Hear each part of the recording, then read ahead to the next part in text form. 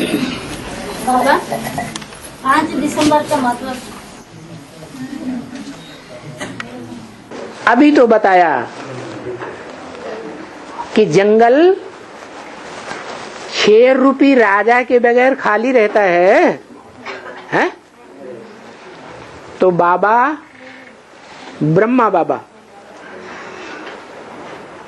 ये त्रिमूर्ति में पहला शेर दिखाया जाता है,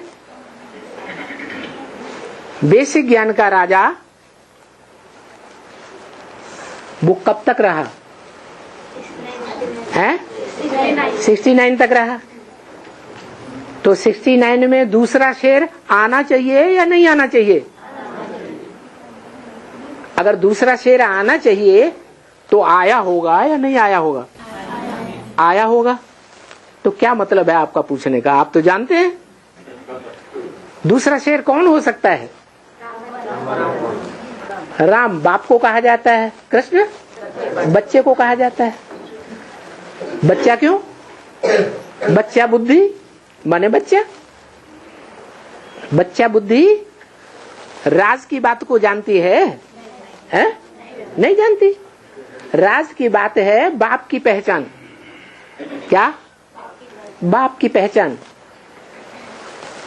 यज्ञ के आदि से ही 36-37 से ब्रह्मा बाबा ने सुप्रीम बाप शिव के मुकर्रर रथ को पहचाना। क्या पहचाना? साकार में आए हुए निराकार को पहचाना? नहीं पहचाना। तो राज को ही नहीं पहचाना। मनुष्य सृष्टि के बेहद के बाप और आत्माओं के बाप को ही नहीं पहचाना। तो बच्चा बुद्धि हुआ या सालिम बुद्धि हुआ? बच्चा बुद्धि हुआ। तो उस बच्चे का कोई बाप होगा कि नहीं होगा? वो पहला पत्ता। उस पहले पत्ते को जन्म देने वाला बाप कौन? बीज। तो मनुष्य सृष्टि का बीज किसे बताया है? मुरली में नहीं बताया राम बाप। लेकिन साबित होता है कि प्रजापिता सारी मनुष्य सृष्टि का बाप है। सारी मनुष्य सृष्टि अंतिम समय में उसे अपने बाप के रूप में स्वीकार जरूर करेगी। चाहे वो आदिदेव के रूप में स्वीकार करे, आदिनाथ के रूप में स्वीकार करे, चाहे आदम के रूप में स्वीकार करे, चाहे एडम के रूप में स्वीकार करे, सारी मनुष्य सृष्टि के बाप को मानेगे जरूर कि नहीं मानेगा? बाप को पहचानेगा। बाप को पहचानेगी आत्मा, हर आत्मा। उसके लिए बाबा ने कोई पहचान दी है? साक्षात्कार से बनाए हुए चित्रों में कोई पहचान दी है? अरे उन साक्षात्कार से बनाए हुए चित्रों में भी पहचान दे दी है। नहीं याद आ रहा है? ब्रह्मा बाबा वो ले तो इसको भी उसका रास्ता नहीं बताया ना है। ब्रह्मा बाबा को साक्षात्कार का बात में कोई भी नहीं बताया, राम बाप ने बताया। ये बात ब्रह्मा बाबा को मालूम थी कि राम बाप वाली आत्मा बीज है? तो वो तो बात बेकार हो गई। साक्षात्कार का बात तो बताया ना, वो भी नहीं बताया हमको। सारी मनुष्य सृष्टि का बाप, जिसके लिए मुरली में बोला है बाप है तो बाप जरूर मिलना चाहिए। बाप सिर्फ कहे और कभी मिले ही नहीं, वो बाप नहीं हो सकता। सारी दुनिया की जो भी मनुष्य आत्माएं हैं सब से आकर मिलते हैं। कोई ऐसे बच्चे हैं जिनसे सभी इंद्रियों से मिलते हैं, सर्व संबंधों से मिलते हैं।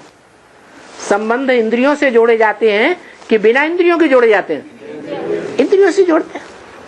तो कोई बच्चे हैं सब इंद्रियों से मिलते हैं, कोई बच्चे हैं जो सिर्फ आंखों से देखते हैं, कानों से सुनते हैं। तो मिले कि नहीं मिले? प्रैक्टिकल में मिले ना।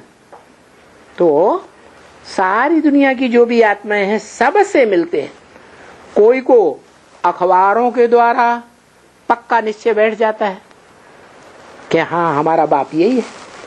कोई को टेलीविजन में पक्का निश्चय बैठ जाता है। कोई को कंप्यूटर में इंटरनेट के द्वारा पक्का निश्चय बैठ जाता है। बैठता है कि नहीं?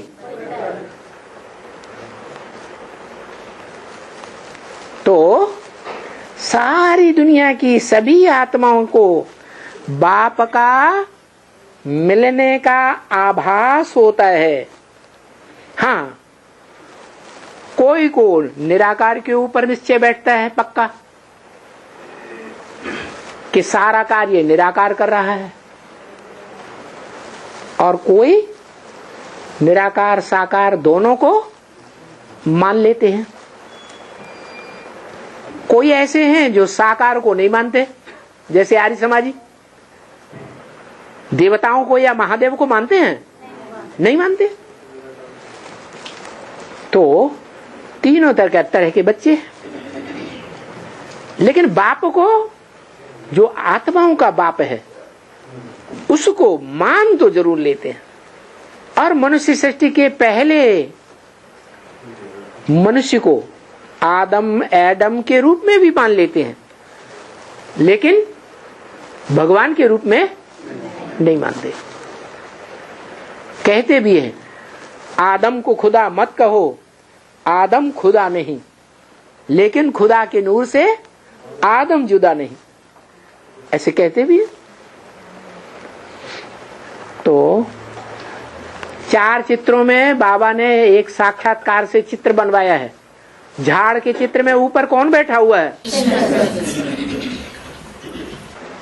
नीचे से लेकर ऊपर तक बिंदु बिंदु आत्माएं जा रही हैं। उन बिंदु बिंदु आत्माओं को आकृष्ट करने वाला संगम युगी कृष्ण है या सतयुग का कृष्ण है? कृष्ण माने आकर्षित करने वाला। तो वो आत्माओं को खींच रहा है, और तुम बच्चों के लिए तो खास बोला हुआ है, तुम बच्चों को नैनों पर बिठा कर ले जाऊंगा।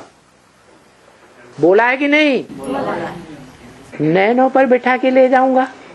अरे बच्चे साकार, नैन इतने छोटे, कैसे बैठा के ले जाएगा? और एक बच्चा तो है नहीं, ढेर सारे बच्चे हैं। तो नैनों पर बिठा के ले जाऊंगा का मतलब ये हुआ कि दृष्टि के फोर्स से, आकर्षण से इतना आकर्षण करेगा दृष्टि का कि तुम बच्चे देहभान में ठहर नहीं सकेंगे। तुम्हारी आत्मा देह से अलग अनुभव करेगी और खिंची चली जाएगी आत्मलोक की तरफ।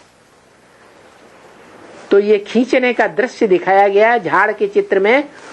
ऊपर बैठा हुआ शंकर का रूप, सभी आत्माएं ऊपर जा रही है।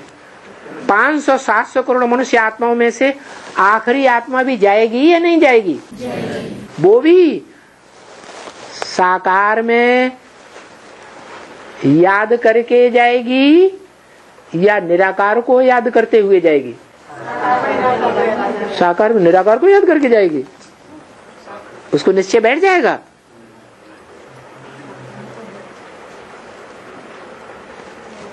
है?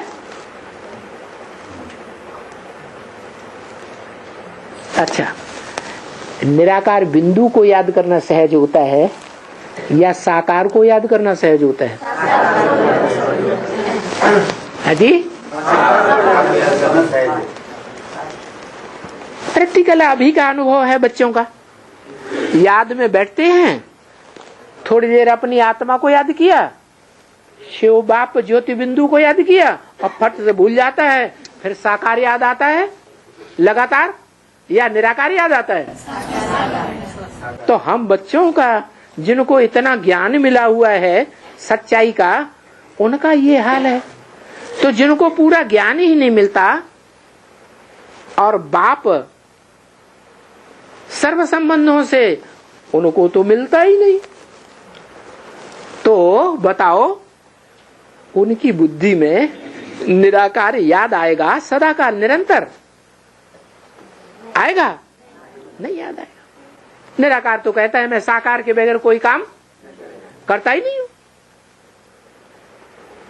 तो सारी मनुष्य सृष्टि की आत्माएं चाहे किसी धर्म से कनेक्टेड हो, सभी आत्माएं उस साकार बाप की याद में ऊपर जाएंगी